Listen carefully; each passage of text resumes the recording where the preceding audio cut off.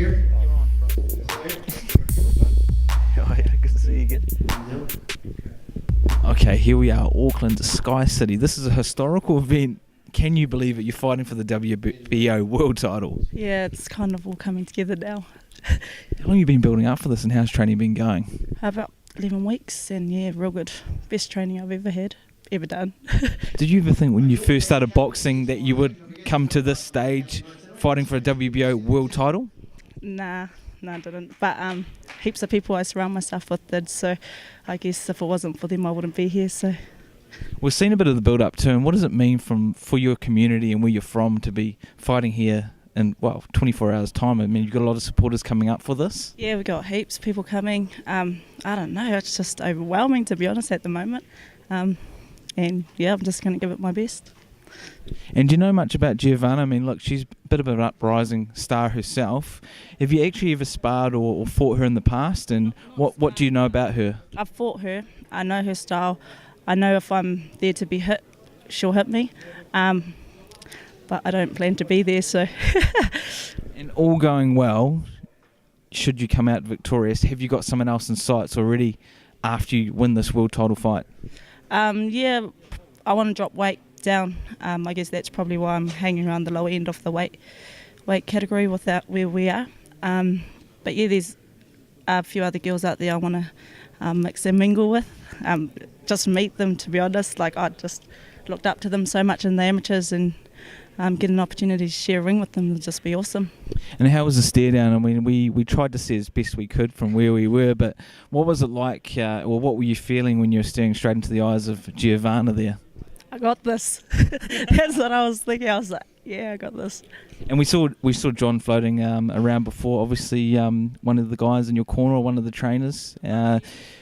What's training been like, and how's the build-up been? It's been great. Like, the physical training's been really, really, really hard. Been down here the last 2 weeks, and I think for me, it's always been my own head to push me forward and help me go forward. But I think the last 2 weeks I've been with John, and he's just been giving me that extra mental support, which I think I've never gotten really, other than from my normal family. But it's nice to get it from someone who's not blood. So yeah. And speaking of blood, who's up here? Who's come from back home, and where is home for you? So I got my best friend Whitney. She's taken one for the team. She's helped out with organising all the sales, tickets, and getting tops done for a lot of the whānau that are coming down. My other cousin Keisha, she's also on the undercard. She's here. She weighed in tonight, and yeah. And is this, given the line of work you do as well, it's support work, isn't it? Or what do you do in the community, and does this align? Do people believe you when they say that you're fighting for a world title? Nah, I don't think so. They're like, really, you in the ring? Yeah, no. So yeah, do mental health community work. So I guess too, it's about flicking the switch, right? I mean, you do your day job, you support those people, but then when you go into the ring, something else changes. You turn something else on. How do you explain that process? Yeah, I guess you just explained it. I think, yeah, work's work, and I guess this helps out. I think they complement each other well. It's quite draining, some of the stuff we do at work. So, to get my own training in and just good blowout is just perfect.